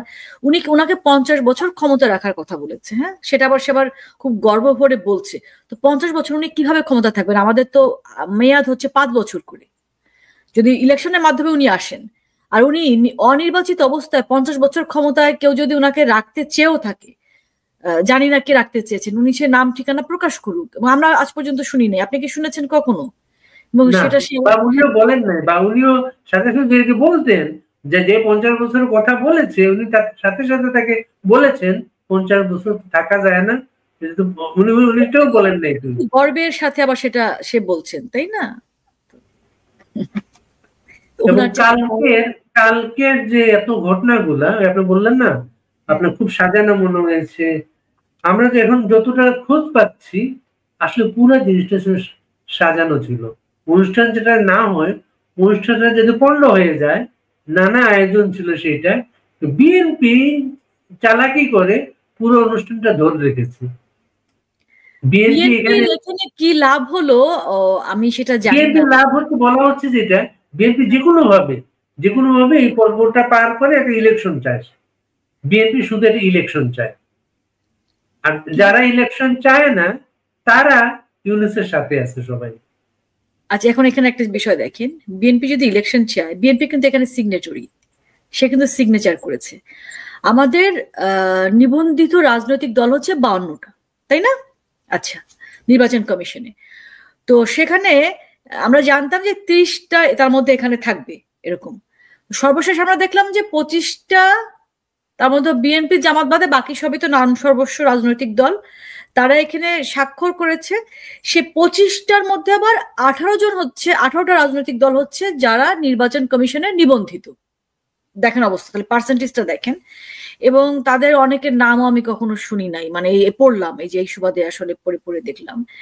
তো সেখানে তারা যারা সিগনেচার করেছে, এই যে ধরেন মুক্তিযুদ্ধের বিকৃত ইতিহাস সম্পূর্ণ, এবং এই যে গণতন্ত্র নেই এর ভেতরে, তারপরে আমাদের জাতীয়তাবাদ নিয়ে যে কথাটা লিখেছে, যে একটা হচ্ছে যে এরা আসলে আমাদের যে নৃতাত্ত্বিক বৈশিষ্ট্য, এটাকে কি অস্বীকার করতে চাইছে কিনা। মানে আমার আপনার ত্বকের রং, আমাদের যে খাদ্যাভ্যাস, আমাদের যে ভাষা, আমাকে যে সহজেই আর একটা জাতি থেকে আলাদা করে দেয়া যায়, এবং সে আলাদা করার যে আমার যে বৈশিষ্ট্যের কারণে, সেগুলোকে সম্পূর্ণ অস্বীকার করে একটা মানে বাংলাদেশি, এবং সেখানে সবাইকে ইকুয়াল করার একটা অপচেষ্টা, মানে অপচেষ্টা বলবো না, এটা আসলে কি করতে চাইছেন এটা আমার কাছেও মানে ঠিক বোধগম্য না। মানে আমার কাছে মনে হচ্ছে ঠেকা দেয় না, ঠেকা দেয়া বুঝেন তো, তারা নিজেরাও স্পষ্ট না, তারা নিজেরাও স্পষ্ট না, কিন্তু রাইট, তারা জানে যে এটা আসলে কিছুই না। এটা নিয়ে কদিন একটু মানুষ ব্যস্ত থাকুক, এটা নিয়ে যদি একটা আন্দোলন দাঙ্গা বাঁধানো যায়, যেটা শুরু করেছে এনসিপি কে দিয়ে, এবং এটা তো জীবনও, এটা যেমন ধরেন কেউ কেউ বলছিল যে গণভোটের মাধ্যমে এটাকে পাশ করানো হবে। তো গণভোটটা আপনি কিভাবে করবেন? গণভোট এই মুহূর্তে আমার সংবিধানে নেই, পঞ্চম সংশোধনী তো বাতিল করে দেওয়া হয়েছে। আচ্ছা, পঞ্চম সংশোধনী, তাহলে কি গণভোট হতে আপনার কি করতে হবে? আবার পার্লামেন্ট লাগবে। পার্লামেন্টেও যদি আপনি গণভোট আবার আনতে চান, তাহলে কিন্তু আরেকটা সমস্যা আছে, কারণ আমাদের সর্বোচ্চ যে আদালত সুপ্রিম কোর্টে এটাকে বাতিল করেছে। কাজে আপনি চাইলে আবার সেই সুপ্রিম কোর্টের কাছে যাইতে হবে। মানে নানা ধরনের প্যাচ। আমি তো মানে আইনের ছাত্রী না, কিন্তু এটুকুন তো বোঝা যাচ্ছে যে সংবিধানটা তো আমরা পড়েছি। মানে এই যে হঠাৎ করে যে এনসিপি বলে বসলো যে এটা আইনগত একটা ইয়া লাগবে, তারপর তারা আসবে সেখানে। আইনগত ব্যাপারটা আপনি দেখেন, আইনগত ব্যাপারটা যদি মনে রাখেন, রাষ্ট্রপতির অধ্যাদেশের মাধ্যমে যদি আমরা আসতে চাই, রাষ্ট্রপতি অধ্যাদেশ রাষ্ট্রপতির সাথে কোনো সম্পর্ক নাই, তার সাথে মুখ দেখা দেনে কথা বন্ধ, রাষ্ট্রপতির কোনো স্টাফ নাই। বঙ্গভবনে এমন একটা অবস্থা, বঙ্গভবন একটা কবরস্থানের মতো। বঙ্গভবনের রাষ্ট্রপতির নানা লোকজন ছাঁটাই করতে করতে এমন একটা করেছে, কোনো স্টাফ নেই তার এখানে। রাষ্ট্রপতি প্রতিদিনের অ্যাপ্রোচ হচ্ছে রাষ্ট্রপতি রাগ করে চলে যাবেন, রাষ্ট্রপতি ঘনিষ্ঠ একটা সূত্র একদিন আমাদেরকে বলেছে প্রতিদিন তারা সেই চেষ্টাটা করে রাষ্ট্রপতি রাগ করেন না, এটাই তার সমস্যা। না, এবং রাষ্ট্রপতির অধ্যাদেশের মাধ্যমেও যদি কিছু করতে চান, সেটাও তো পার্মানেন্ট না, সেটাও তো আইন করতে হলে আপনার পার্লামেন্টের সেই সমর্থনটা লাগবে। তো সেই জায়গাতেই তো আমরা যাচ্ছি না, মানে তাইরে নাইরে না করে ক্ষমতাটাকে দীর্ঘায়িত করার একটা ওয়ে। কিন্তু আপনি যে প্রসঙ্গটা তুললেন যে অনিবন্ধিত এতগুলা দল, বিএনপির খেলাটা অনেকে তাই মনে করছে যে এটা মনে করেন গত নির্বাচনের সময়, গত নির্বাচনের জামাতের নিবন্ধন ছিল না, জামাতের নিবন্ধন, কিন্তু জামাতকে কিন্তু বিএনপি 30টা আসন দিয়েছিল, তারা ধানের শেষে ইলেকশন করছিল। ঠিক এমন ভাবে এই যে জুনায়েদ সাকি, সাইফুল হক, এই সমস্ত লোকগুলাকে বিএনপি এখানে সংখ্যা দেখানোর জন্য এমন ভাবে নিয়ে এসেছে যে আমরা তোমাকে একটা আসন দেব, তুমি আসো, এবং এই বাঞ্ছারামপুরে জুনায়েদ সাকিকে দিবে এই কথাটা মনে মনে তারা চিন্তা করেছে। বাঞ্ছারামপুরে জুনায়েদ সাকির বিরুদ্ধে মিছিল হয়েছে। আমার এটা অবশ্য জানা, তো সাকিব ভাইয়ের সাথে তো আসলে টক করেছি প্রচুর, কথা বলতে পারেন, কিন্তু তার জনসমর্থন কত আছেন বা তার আসলে রাজনৈতিক দলের নামটা আমি মুখস্থ নেই, আমি বলতে পারবো না সেই দলে কে সেক্রেটারি, আর কেউ আছে বলতে পারি না। গণসংহতি আন্দোলন আর কেউ আছেন কিন্তু ভাই একটা প্রসঙ্গ কিন্তু আনতে হবে, সেটা হচ্ছে ইউনূসের কত বড় উদ্ধত্ত। সে বলেছে যে এখানে সাইন যারা করেছে, সাইন করে তারা সভ্য হয়েছে, তাই না? আগে বর্বর ছিল। সে কিন্তু পুরো আমাদের জাতিটাকে, পুরো বাঙালি জাতিকে, সমস্ত বাংলাদেশিকে সে কিন্তু বর্বর বললো। সাইন ওখানে কয়জন করেছে? তাহলে বাকি প্রত্যেকে কিন্তু বর্বর। দেখেন যে সরকারি কর্মকর্তারা রয়েছেন সারা বাংলাদেশে, তারা সবাই বর্বর। যারা সাইন করছে না সবাই তাহলে বর্বর, অসভ্য। এবং এই ধরনের অসম্মানজনক উক্তি সে কিন্তু এই প্রথমবার করেনি। লন্ডনে যখন গেল মনে নেই, তখন বলেছিল না যে আমরা ভোট টাকার বিনিময়ে, এবং তাদের সে স্বাধীন মতামত প্রকাশ করার ক্ষমতা নেই। তো কত বড় স্পর্ধা! আমাদের দেশে ট্যাক্স দেয় না, আমাদের ট্যাক্সের টাকায় সে সারা পৃথিবী টই টই টই টই করে ঘুরে বেড়াচ্ছে, প্রমোদ ভ্রমণ করে বেড়াচ্ছে, এবং সে যখন তখন আমাদেরকে এরকম অসম্মান করছে। মানে এটাতে বুঝেন যে মানে কতটা তুচ্ছ তাচ্ছিল্য করে। এবং এই বর্বরদেরকে রক্ত শোষণ করে সে কিন্তু বর্বর বলার কারণটা আছে। সে কেন বর্বর বলছে? সে কেন বলছে যে আমরা ভোটে টাকার বিনিময়ে ভোট দিই? সে কেন বলছে যে আমরা বাংলাদেশিরা, আমাদের কোনো বোধ নেই? কারণটা হচ্ছে সে খুব সহজে শোষণ করতে পারছে। সে মনে করছে যে সে এত সহজে সবাইকে বোকা বানিয়ে গরিবের টাকা শুষে সে এত ধনী হয়ে গিয়েছে এত অল্প সময়ের ভেতরে, যার ফলে তার চোখে কিন্তু আমরা বর্বর। আপনি চিন্তা করেন কত বড় স্পর্ধা। এবং আমাদের বাঙালি জাতির যে হাজার বছরের সে পুরনো ইতিহাস, আমাদের যে সে সভ্যতার পুরনো ইতিহাস, সেটা কি সে জানে না? নাকি নিজের যে বর্বরতা বা নিজের যে বর্বর চারধার, সেটাকে সে পুরো বাঙালি জাতির সাথে জেনারেলাইজ করে ফেলছে? এবং এটার কিন্তু একটা কঠিন জবাব বাংলাদেশিদের পক্ষ থেকে দেওয়া উচিত যে এত বড় স্পর্ধা সে কি করে পায়। এবং বাংলাদেশিদের যেখানে সে যাবে, বাংলাদেশের যেখানেই সে যাবে, সারা পৃথিবীতে যত বাঙালি আছে, শুধুমাত্র বাংলাদেশি বাঙালি না, আমাদের পাশের দেশ ভারতেও কিন্তু বাঙালি আছে, তাদেরকে কিন্তু মানে ওনাকে এই মানে প্রতিবাদ আসলে করা উচিত এই বিষয়টা নিয়ে। এবং ইটালিতে গিয়ে সর্বশেষ যে কথাটা বলার চেষ্টা করেছেন, বাংলাদেশিরা অবৈধভাবে বিদেশে যায়। মানে দেখেন সবগুলো কিন্তু নেগেটিভ। ওটা কেন বলছে? ওটা তার যাতে তুমি তার যে জনশক্তির রপ্তানির ব্যবসা গ্রামীণ, সেটার সে ব্যবসার প্রসারটা বাড়ানোর জন্য।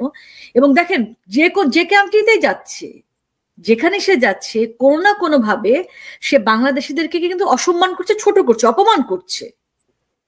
এবং এই লোকটার সাথে ওই স্টেজে তখন জামাত শিবির দাঁড়ানো, ওই স্টেজে তখন বিএনপি দাঁড়ানো, আর অন্যান্য যে নাম সর্বস্ব রাজনৈতিক দল, সেখানেও কিন্তু একজন দুজন প্রতিনিধিরা ছিলেন। প্রত্যেকে চুপ করে রইলেন, কেউ কিছু বললেন না। তার মানে কি বিএনপিও স্বীকার করে নিচ্ছে যে হ্যাঁ বাংলাদেশের মানুষ তাহলে অসভ্য? তাহলে কি জামাত শিবিরও স্বীকার করে নিচ্ছে বাংলাদেশের মানুষ তাহলে অসভ্য এবং মানে আমরা বর্বর? তাহলে নাহলে ওনারা প্রতিবাদ করলেন না কেন সেখানে? মানে সব সময় সবকিছু 54 বছর বলে আসছে, 54 বছর বাংলাদেশে কিছু হয় নাই। 54 বছরে যে বাংলাদেশের অর্জন গুলা, বাংলাদেশের ভাষা আন্দোলন বা মুক্তিযুদ্ধ থেকে আরম্ভ করে এত আন্দোলন সংগ্রাম, কোনো কিছুই নাই সেখানে। 26শে মার্চের কথা নাই সেখানে, 7ই মার্চের কথা নাই। আমাদের মানে ইতিহাস তো একেবারে কিছুই নাই, এবং করে দেখবেন কারণ নাম উচ্চারণ করে নাই। মানে মনে হচ্ছে কি গায়েবী, মানে আসমান থেকে স্বাধীনতা সে একদম টপ করে নিচে পড়েছে, আর আমরা বাংলাদেশের মানুষ সেটাকে গ্রহণ করেছি। এখানে কিন্তু বিএনপি যেটা বোঝার চেষ্টা করলো না, তারও তো অনেক জায়গায় তার কন্ট্রিবিউশন আছে, তার দলের লোকজনের। একটা মাত্র দলের কোন কন্ট্রিবিউশন নেই, সেটা হচ্ছে জামাত ইসলামী। না, তবে জামাত ইসলামী বিএনপির কেউ কেউ প্রতিবাদ কিন্তু করেছে, আমরা দেখছি। এবং এখানে আমাদের একটু মনে হচ্ছে যে এই যে বিএনপি এত বড় একটা দেশদ্রোহী রাষ্ট্রদ্রোহী একটা সনদে তারা যে সিগনেচার করলেন, তারা কি তাদের দলের ভেতরে এরকম কোন আলোচনা করে নিয়েছিলেন কিনা? দলে তো অসংখ্য নেতাকর্মী আছে, সেখানে মুক্তিযুদ্ধের সপক্ষের লোকজন আছে, প্রগতিশীল লোকজন আছে, তারা আসলে এখানে সমর্থন দিয়েছে কিনা। হ্যাঁ, জামাতের যে তাদের যে রাজনৈতিক এজেন্ডা তার সাথে কিন্তু এটা যায়, মানে এই জুলাই সনদটা। সো তারা ঠান্ডা থাকবে বা চুপ থাকবে বা সাইন করবে, এটা খুবই স্বাভাবিক, এটাতে অবাক হইনি। কিন্তু তাদেরকেও রাজনীতি যদি বাংলাদেশে করতে চান এবং বাংলাদেশের মানুষ বর্বর অসভ্য এই কথা স্বীকার নিয়ে, তাহলে বাংলাদেশের মানুষ মানে আপনাকে কিভাবে আসলে একসেপ্ট করবে? আপনি আমাকে বর্বর বলছেন, আপনি আমাকে অসভ্য বলছেন, আর আমি আপনাকে একসেপ্ট করব, আমি আপনাকে সাপোর্ট দিব? কারণ ওনাদের সামনে বলা এবং ওনারা চুপ করে থাকার মানেটা কি? তাদের সবারই সেখানে সমর্থন ছিল। আপনি একটা জিনিস খেয়াল করেন, বিএনপির মহাসচিব হচ্ছে মির্জা ফখরুল। পুরো কর্মকাণ্ডে কিন্তু ফখরুল কিন্তু ডাউন প্লেতে আছে, সালাউদ্দিন সবকিছু। কত ফখরুলের প্রতি পুনরুদ্ধার অনাস্থা কাজ করে, তো ফখরুলকে আগামী সালাউদ্দিনকে আগামীতে মহাসচিব করা হতে পারে, এটা কিন্তু স্টেজ রিহার্সেল কিনা সেটা কিন্তু সামনে আসবে। আপনি কি একটা টুইটারে মানে এক্স হ্যান্ডেলের পোস্ট দেখেছেন কিনা? সেটা হচ্ছে ওই যে পিনাকি ভট্টাচার্যের একটা পোস্ট দেখলাম, সেখানে সে মির্জা ফখরুলকে নিয়ে, সে মূলত মির্জা ফখরুলের যে মেয়ের জামাতা সান ইন ল অস্ট্রেলিয়া থাকেন, তাকে নিয়ে প্রথমে শুরু করেছেন যে সে জামাতা কোটায় বিএনপিতে ঢুকেছে, এবং মির্জা ফখরুলের বোনের হাজবেন্ড জেনারেল মাহবুব, তার কথা বলা হচ্ছে যে সে কিভাবে বিএনপির সাথে ষড়যন্ত্র করেছিল। এটা নিয়ে কিন্তু একটা লম্বা পোস্ট সে এক্স হ্যান্ডেলে দিয়েছে। তো মানে ব্যাপকভাবে মির্জা ফখরুলের বিরুদ্ধে এরা একটা জোট, কিন্তু মির্জা ফখরুল এখানে ছিলেন উপস্থিত। এই জন্য আমি বলি, অনেকে বলেন কি যে সে কিছুদিন আগে দেখলাম জিয়া খুঁজে পাচ্ছেন, জিয়াউর রহমানকে খুঁজে পাচ্ছেন মোহাম্মদ ইউনূসের ভেতরে, উনি যখন নিউ ইয়র্কে আসছেন। আবার এখানে দেখলাম স্টেজে সে ভীষণ ভাবে সাপোর্ট দিচ্ছে আর কি মোহাম্মদ ইউনূস। তো অনেকে বলছেন যে উনাকে তো অনেকে সন্দেহ করছে যে উনি আসলে প্রকৃত বিএনপি কিনা। সো সে 4 হাত পা ছুড়ে সে প্রমাণ দেওয়ার চেষ্টা করছে যে আমি যথেষ্ট, আমি একদম শক্তপোক্ত একজন বিএনপি। আপনার ওই কথা সূত্র ধরে একজন পাঠক এখানে লিখেছেন, নির্বাচন কমিশনের রাজনৈতিক দল আছে 53টি নিবন্ধিত দল, এর মধ্যে 37টি দল নেই এখানে, মানে উপস্থিত ছিলেন না। না, নিবন্ধিত দল 53টি, 53টি দলের মধ্যে 37টা নিবন্ধিত দল এখানে নেই। এখানে মানে জুলাই সনদের এখানে নেই। হ্যাঁ, আপনি 18 দিয়ে বিয়োগ করেন তাহলে হয়ে যায়। 53 সাথে যদি 18 বিয়োগ দেন, কারণ 18টি হচ্ছে ছিল উপস্থিত যারা নিবন্ধিত। সেনাবাহিনী প্রধানকে আমরা সেখানে সিভিল ড্রেসে দেখলাম, আপনি খেয়াল করেছেন বিষয়টা? হ্যাঁ হ্যাঁ, 3 জনই সেনাপ্রধান ছিলেন, নৌপ্রধান ছিলেন, আর হচ্ছে বিমান বাহিনীর প্রধান ছিলেন। তো তাদেরকে যখন দাওয়াত দেওয়া হয়েছে, নিশ্চয়ই ব্যক্তি ওয়াকারকে দাওয়াত দেওয়া হয়নি, নিশ্চয়ই সেনাপ্রধানকে দাওয়াত দেওয়া হয়েছে। কিন্তু উনি এসেছেন সিভিল ড্রেসে। এটা আসলে এত চট করে মন্তব্য করাটা ঠিক হবে না। ওনারা হয়তো কৌশলগত কারণে যে ওনারা এসেছেন, কিন্তু আসলে সেনাপ্রধান আসেননি, ব্যক্তি ওয়াকারই ওখানে গিয়েছে। সেনাপ্রধান হিসেবে গতকালকে এই অনুষ্ঠানে আসার আগে সেনাবাহিনীর পোশাকে ঠাকুরগাঁয় গিয়েছিলেন। হ্যাঁ হ্যাঁ, ঠাকুরগাঁ থেকে ঢাকা ফিরে অনুষ্ঠানটা এসেছেন, তখন কিন্তু সেনাবাহিনীর প্রধান হিসেবে যেন আসেন নাই তিনি। হ্যাঁ, এবং 3 জনই সিভিল ড্রেসে ছিলেন। হ্যাঁ হ্যাঁ, দেখেছি, খেয়াল করেছি। তো এখানে ওনারা হয়তো মানে এখন ওনাদের আসলে ভূমিকাটা খুব পজিটিভ তো লাগছে না আমাদের। এই সেনাপ্রধানের কাছে আমরা ওনাকে বিশ্বাস করেছিলাম, উনি বাংলাদেশের মানুষের জানমালের নিরাপত্তার দায়িত্ব নিয়েছিলেন। 5ই আগস্ট, এবং আমরা আসলে আস্থাও রেখেছিলাম, এবং তারপর দেখলাম যে বাংলাদেশের মানুষ কিভাবে হত্যাকাণ্ডের শিকার হয়েছে ওনাদের চোখের সামনে। ওনারা ঠায় দাঁড়িয়ে আছে। আমাদের 32 নম্বর, আমাদের স্বাধীনতার ইতিহাসের আতুরঘর, আমাদের ইতিহাসের স্মারক, মুক্তিযুদ্ধের স্মারক, সেই 32 নম্বর ওনাদের সামনে কিন্তু বুলডোজার দিয়ে গুড়িয়ে দেওয়া হয়েছে।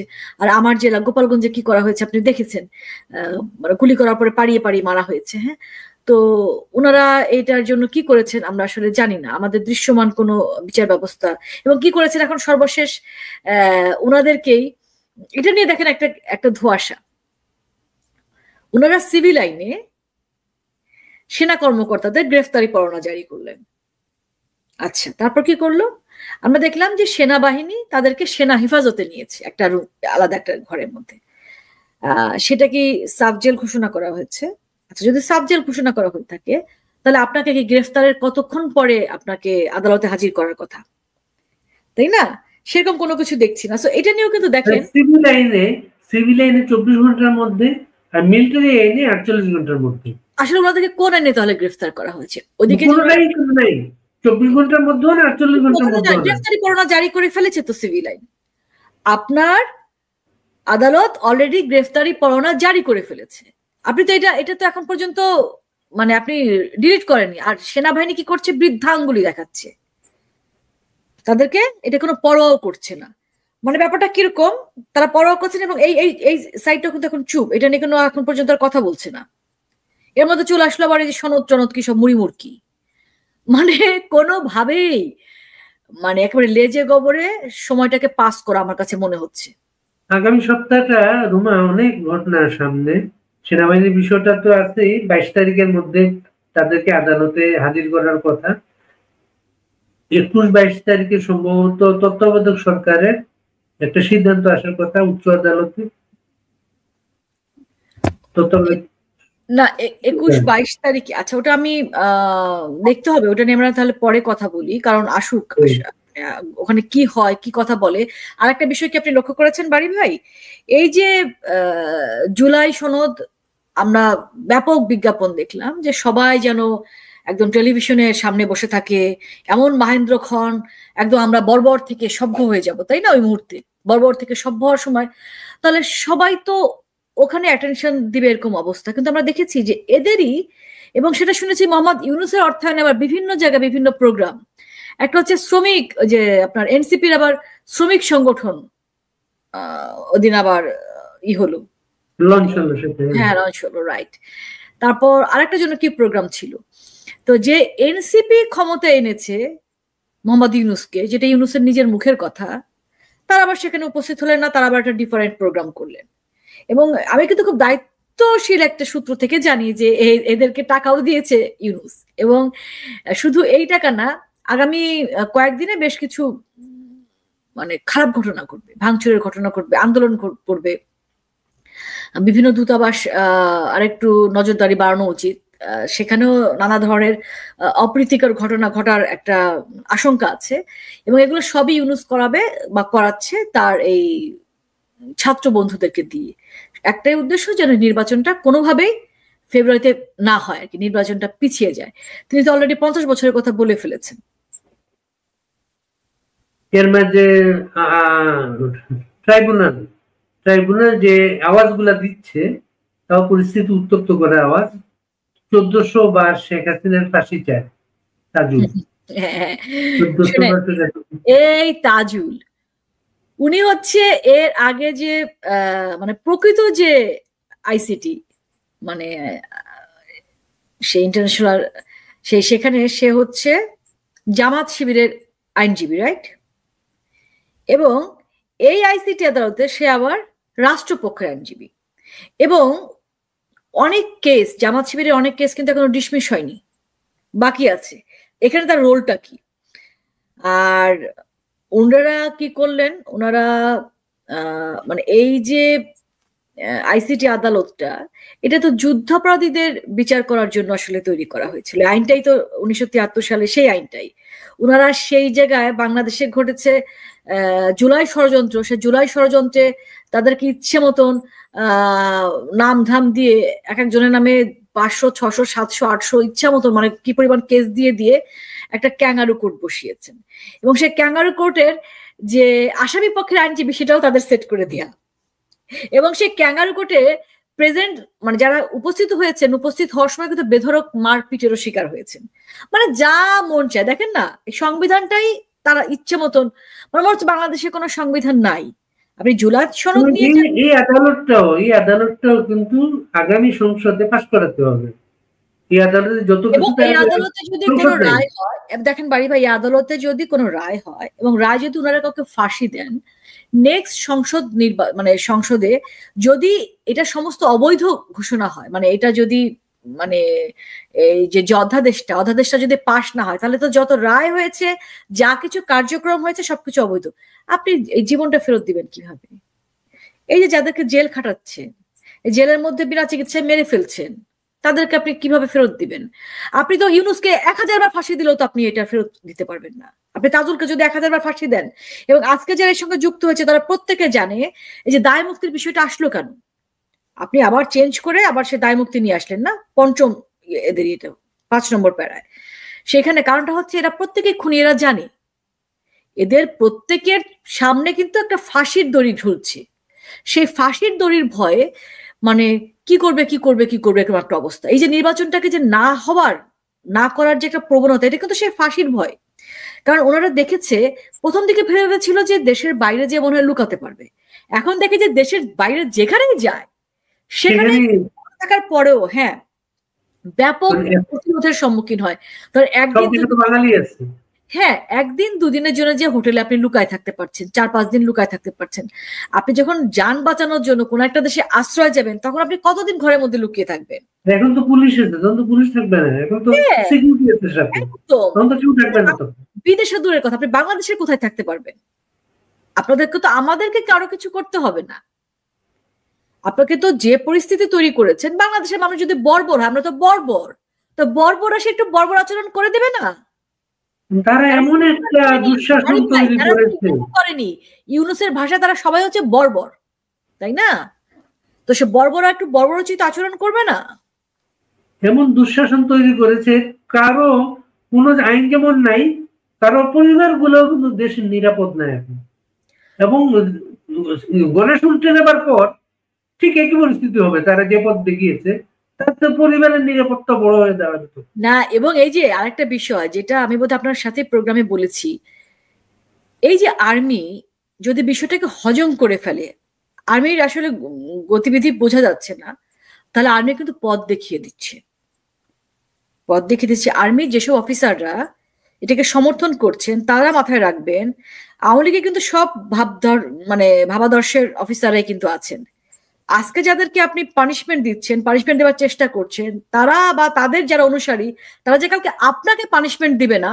কারণ এই ইউনূস কিন্তু 50 বছর থাকবে না। আপনি যদি আশা করে থাকেন, কিছু বলার নাই। 50 বছর ইউনূস কিভাবে থাকবে?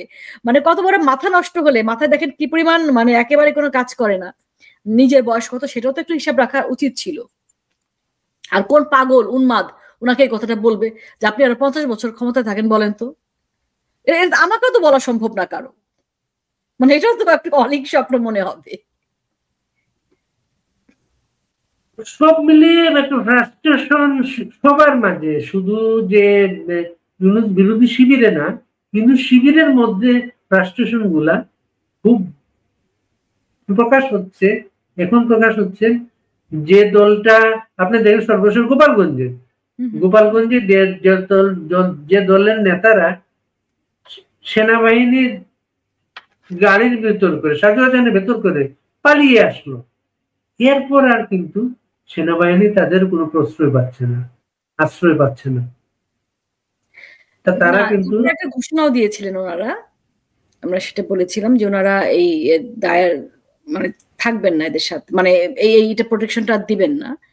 বা এর আগে যেটা দিয়েছেন, সেনাবাহিনীকে যে পরিমাণ অসম্মান করা হয়েছে, আমি আমার এই জীবনে আমি কখনো এরকম সেনাবাহিনীকে নিয়ে এত তুচ্ছ তাচ্ছিল্য, এত হাসি তামাশা এবং বকে যাওয়া ছেলেগুলো যেভাবে বলছিল আমি কখনো শুনি নাই।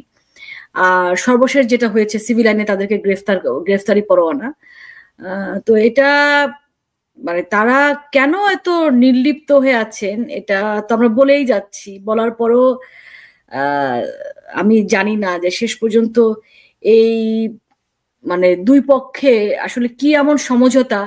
একটা হচ্ছে জাতিসংঘের বিষয়টা আমরা জানি, ভলকার তুর্ক নিজেই তিনি বলেছেন এই দুটো ডলারের জন্য, $2 লোভে আজকে বাংলাদেশটাকে তারা যেখানে নিয়ে যাচ্ছেন। তো ডলার তো ইনকাম করবেন, সেটা কত ডলার খুব বেশি যে তা কিন্তু না, সেটা তো আমরা জানি। তবে হ্যাঁ আমাদের মতো পাওয়া যায়, আমাদের সবচেয়ে সস্তায় পাওয়া যায় বলে তারা নেই। হ্যাঁ, কিন্তু যেটা হয় এই সেনা কর্মকর্তাদের যারা সন্তান সন্ততি তারা কিন্তু এই দেশটাতে থাকবেন। তা আপনি ধরেন $1,00,000 বা $1,00,000 বিনিময়ে আপনার সন্তান সন্ততি বা পরবর্তীতে যে প্রজন্ম আপনার আসবে তাদেরকে আপনি কোন বাংলাদেশে রেখে যাচ্ছেন? বাংলাদেশের এখন যে পরিস্থিতি, এটা তাদেরকেও চিন্তা করা উচিত যে আপনি মারা যাবেন, আপনার ইয়েটা কি এখানে শেষ হয়ে যাবে? আপনার তো উত্তরাধিকারীরা থাকবেন এদেশে, তাই না? আত্মীয় স্বজনরা, আপনি একজন সেনা কর্মকর্তা, আপনার তো আত্মীয় স্বজন আছে প্রচুর, ভাই বোন, ফ্যামিলির অন্যান্য যারা আছেন। সে বাংলাদেশকে আজকে আপনি কোন পরিস্থিতিতে, এই যে শরিয়া আইন, গণতন্ত্র নাই মানেটা কি? জুলাই সনদে যেখানে গণতন্ত্রের উল্লেখ নাই তার মানেটা কি? তাহলে কোন রাষ্ট্র ব্যবস্থায় তারা আসলে দেশটাকে নিয়ে যেতে চাচ্ছে? আপনি চিন্তা করেন, ইঙ্গিতটা খেয়াল করেন। কিন্তু আপনি বিএনপি যে এখানে সিগনেচার করলেন, ওনাকে পড়ে সিগনেচার করেছেন? বিএনপি হতে জানে যেহেতু এটা আগামী পার্লামেন্টে কোনো পাস হবে না, এটা কন্টিনিউ করবে না, সে এখন তার ইলেকশনের প্রতি যেতে চায় সে শুধু। বাট উনি যে সিগনেচার করেছেন, উনি কিন্তু সিগনেচার করলে তার কিন্তু একটা দায় থাকে এটাকে পাস করবার জন্য। উনি সিগনেচার করলে, হ্যাঁ উনিকে এটা পাত্তাও দিলেন না, ঠিক আছে সেটা পাত্তা দিলেন, উনি কিন্তু খেলো হয়ে গেলেন। উনি সেই গার্ডসটা কিন্তু দেখাতে পারলেন না। মানে বিএনপি নিজেকে এত বিশ্রীভাবে ইউজ করছে, এবং ইউজ করার জন্যই কিন্তু আজ প্রতিটি ইউনিভার্সিটিতে শিবির জিতছে। আজকে 16 বছর বলি 15 বছর বলি বিএনপি তো একটা আন্দোলনে ছিল রাস্তায়, তাই না? প্রধান বিরোধী দল হিসেবে ছিল, বা রাস্তায় আমরা তাদেরকে পেয়েছি। আজকে দেখেন সমস্ত এই আন্দোলনের যে মানে সাকসেস স্টোরি, সেটা কাদের ঘরে লেখা হচ্ছে? সেটা কি বিএনপির ঘরে লেখা হচ্ছে? একদম একদম। এবং তারা তার ফল পেতে শুরু করছে, সুফল কিন্তু পেতে শুরু করছে। বিশ্ববিদ্যালয়ের ছাত্রছাত্রীরা যদি শিবিরকে ভোট দেয় তার মানেটা কি? সেখানে তার আওয়ামী লীগ নাই, কাজে আমি কোনো কথা বলছি না। আছে বিএনপি আর শিবির, তার মানে কি বিএনপির প্রতি শিক্ষিত যারা ছেলে মেয়ে তারা মুখ ফিরিয়ে নিয়েছে। তার কারণ এটাই হচ্ছে বিএনপির চরিত্র, এই চরিত্রের কারণে মুখ ফিরিয়ে নিয়েছে।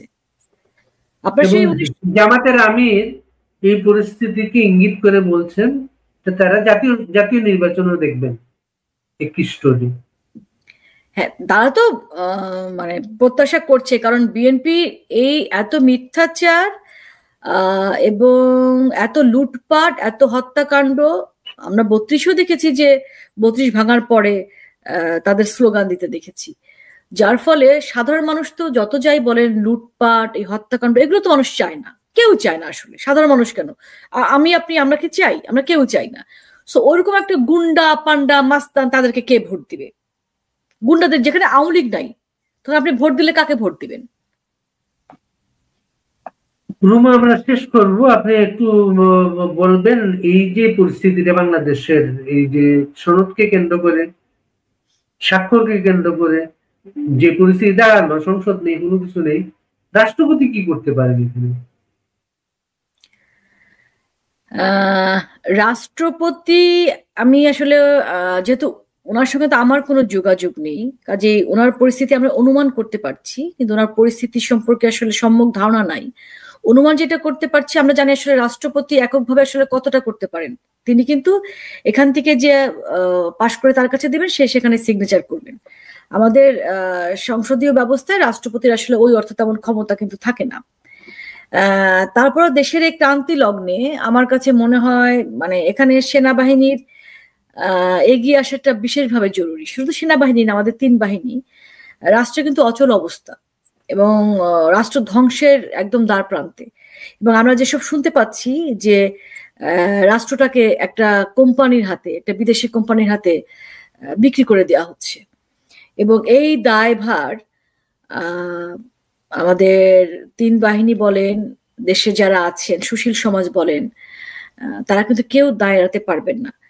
সো রাষ্ট্রপতিকে সবার আসলে সাহায্য করা উচিত, আমি এটা বলবো যে তাকে সবার মানে তিনি যেন কাজ করতে পারেন, তিনি যেন এখানে একটা ব্যবস্থা গ্রহণ করতে পারেন, সেই হিসেবে তাকে বাকি সবার আসলে সাহায্য করা উচিত, পাশে দাঁড়ানো উচিত দেশের স্বার্থে। সবার আগে পাশে দাঁড়াতে হবে কিন্তু তিন বাহিনীর প্রধানকে। আমি সেটাই বলছি যে তাদেরকে আসলে দাঁড়াতে হবে, এবং যদি তিন বাহিনীর প্রধান দাঁড়ান তাহলে আমার মনে হয় যে দেশের অচল অবস্থা আমার মনে হয় দূর করা সম্ভব। আওয়ামী লীগ কি সব হিসাবের বাইরে ফেলে দিল তারা? ওনারা হিসেবে বাইরে ফেললে কি না ফেললে কি, ওনাদেরকে আসলে একটা পাত্তাও দিচ্ছি না। আমি তো জুলাই শরৎকে বলছি যে মুড়ি মুরগির ঠোঙা, এই ঠোঙার বাইরে আমার কাছে আর কিছুই না। ওনারা মোটেও পাত্তা দিচ্ছে না, ব্যাপারটা তা না। ওনারা তো আওয়ামী লীগের ভয়, ওনাদের জান প্রাণ দেখেন না, মানে মরে যাওয়ার মতো অবস্থা। সব জায়গায় শুধু আওয়ামী লীগ দেখে, জয় বাংলা দেখে, ঘরে থাকতে পারে না, ভয় কাঁপতে থাকে, একা একা বের হতে পারে না। আপনি এনসিপির কোন লিডার কি একা একা বের হবে ঢাকা শহরে, বাংলাদেশের কোন জায়গায়? আপনি আমাকে এটা বলেন। ওনাদের একজন আসিফ নজরুল একটু বেরোক না, আমরা একটু দেখি। গোপালগঞ্জ যাবার দরকার নাই, বাকি 63টা জেলায় যাকতো পাহারা ছাড়া। গোপালগঞ্জ আমি বাদই দিচ্ছি, যে কোনো একজন একটু বের হোক তো পাহারা ছাড়া, পুলিশ প্রহরা ছাড়া, আর্মি প্রহরা ছাড়া, একটু দেখি তো। কাজে ওনারা সারা বাংলাদেশে ওনার জয় বাংলার ভয় অ্যাকচুয়ালি যে জুলাই সনদ বলেন পাগলামি শুরু করে দিয়েছে রীতিমতো। এগুলো কিন্তু পাগলামি করছে। এবং ঘরে যে তাদের আগুন লেগেছে, অবিশ্বাসের আগুন, এনসিপি নেতারা যখন বলেন এরা সবাই সেফ এক্সিট তৈরি করছে, এরা সবাই দুর্নীতিতে নিমজ্জিত। আবার এনসিপির দুই নেতা যে যারা এখন ক্যাবিনেটে আছেন তাদের বিরুদ্ধেও দুর্নীতির অভিযোগ। কেন আপনি যে মাহফুজ আলমের দেখেন নাই বক্তব্য? মাহফুজ আলম কি বলছে, সেই তো নানা ধরনের এখন কিন্তু সে মুখ খুলতে শুরু করেছে। এবং আপনার কাছে ভিডিওটা আছে কিনা?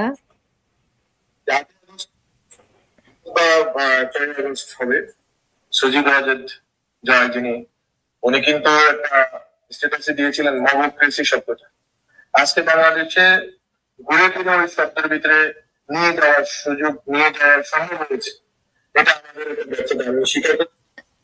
আমরা যে মবক্রেসির কথা বলেছি শেষ পর্যন্ত সজীব ওয়াজেদ জয়ের বয়ানে কিন্তু মাহফুজ আলম সেটা স্বীকার করেছেন এবং তারা তাদের ব্যর্থতা স্বীকার করছেন। এবং মাহফুজ আলমকে মোহাম্মদ ইউনূস পরিচয় করে দিয়েছিলেন মাস্টার মাইন্ড হিসেবে, আমরা বোধহয় ভুলে যাইনি, রাইট? আমাদের মনে আছে। তো সেখান থেকেও কিন্তু এখন কথা আসছে, এবং হেফাজত জামাতের ভিতরে যে সংঘাত, আমরা বাড়ি ভাই গতকাল একটা উত্তরা 12 নম্বর সেক্টরের একটা মসজিদের ইমাম খুতবার সময় উনি জামাতের রাজনীতি যে আসলে সঠিক ইসলামের পথের না, এই খুতবা পাঠ করছিলেন, আপনি বোধহয় জানেন। এবং সেটা নিয়ে তাকে যে একটা নোটিশ দেওয়া হয়েছে সেটা উনি ছিঁড়ে ফেলেছেন, সেই ভিডিওটা আমরা দেখেছি। সো জামায়াতের রাজনীতি নিয়ে, যার ফলে আমি আসলে খুব একটা যে শঙ্কিত তা কিন্তু না। ওনারা ইউনিভার্সিটি গুলোতে জয়লাভ করেছে কারণ শিবিরের যে ছেলেদেরকে তারা আসলে নমিনেশন দিয়েছে দেখে বেছে তারা এই নির্বাচনের জন্য প্রস্তুতি নিয়েছে বিগত লম্বা সময় ধরে, এবং তারা ছাত্রলীগের আড়ালেই লুকিয়েছিল। তারা আসলে আমাদের সংগঠনের দ্বারা, আমাদের যে ভাবধারা, তাদের চরিত্রটা আসলে ছাত্রলীগের ভাবধারায় গড়ে উঠেছে। এটা ঠিক শিবির না। এদের স্মার্টনেস দেখবেন সব ছাত্রলীগের ছেলেদের মতন, এদের চাল চলন দেখবেন ছাত্রলীগের ছেলেদের মতন, এদের চেহারা ছবিও ছাত্রলীগের ছেলেদের মতন। ওনারা অনেকে ছাত্রলীগে ছিল তো, চুপচাপ করেছিল। কাজে শিবিরের যে প্রকৃত চেহারা সেটা কিন্তু এখন পর্যন্ত বের হয় নাই। শিবিরের প্রকৃত চেহারা তো আমরা জানি, রকেটে দেয়, তাই না? রকেটে মেরে ফেলে ধরে। এবং তারা মানে এটা হচ্ছে তাদের কাছে খুব নর্মাল যে আমার বিশ্বাসে যে মানে, এবং তারা মনে করে যে এখানে কতল করে দেওয়াটা হচ্ছে জায়েজ, এখানে কোনো রকম পাপ নাই।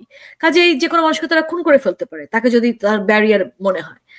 তো সেই শিবিরের চেহারাটা এরা আরো কিছুদিন ভদ্র থাকবে কারণ এদের ধান্দা তো আসলে শরিয়া আইন কায়েম করা, বাংলাদেশের রাষ্ট্রের দখল নেয়া। যার ফলে এই মানে আমার মনে হয় যে বিএনপিও তাদের এই অতীতগুলো তুলে ধরবে যখন মনে হবে যে আসলে নির্বাচনে তারা মুখোমুখি। আর আমাদের তো আসলে আওয়ামী লীগের ভোটের সাথে শিবিরের বা বিএনপির কোনো কনফ্লিক্ট নাই, আমাদের ভোট ফিক্সড। Number one. আমাদের ধরেন 45 থেকে 50% ভোট ফিক্সড, এটা আমাদেরই। আর মানুষ তো 5ই আগস্টের পর থেকে দেখছে, তার আগে 15 বছর দেখেছে। সো মানুষ যে বিচার বিবেচনা করবে যে ফ্লোটিং ভোট গুলো থাকে সেগুলো আমাদের। কাজেই আমি আসলে খুব এগুলো নিয়ে খুব মানে চিন্তাও করছি না যে আমাদেরকে কে পাত্তা দিচ্ছে না দিচ্ছে, বা এই নির্বাচন নিয়েও কোনো কিছু নেই।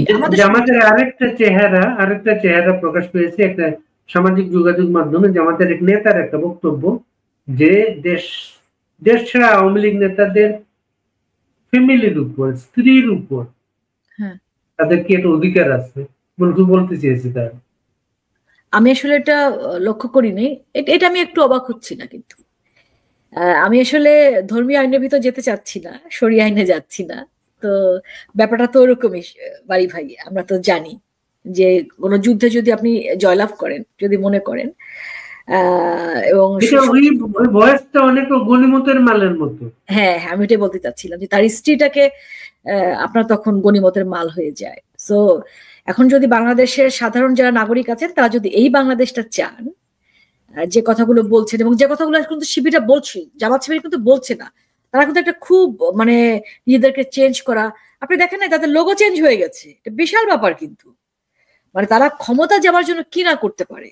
তাদের এই যে ডক্টর শফিক, জামাতের যিনি আমির, উনি জাসদ করতেন, উনি জাসদ করে একদম জাসদ থেকে উনি সিলেট মেডিকেলের সরাসরি ছাত্র শিবিরের প্রেসিডেন্ট হয়ে গেলেন। এটা কি সম্ভব? তার মানে কি সে আসলে জাসদের ভিতরে লুকিয়ে ছিল, সে শিবিরে ছিল, যেটা আমাদের এখন যারা বলছে যে শিবিরের ছাত্রলীগের যারা লুকায় টুকায় ছিল আর কি, তারাও সেম।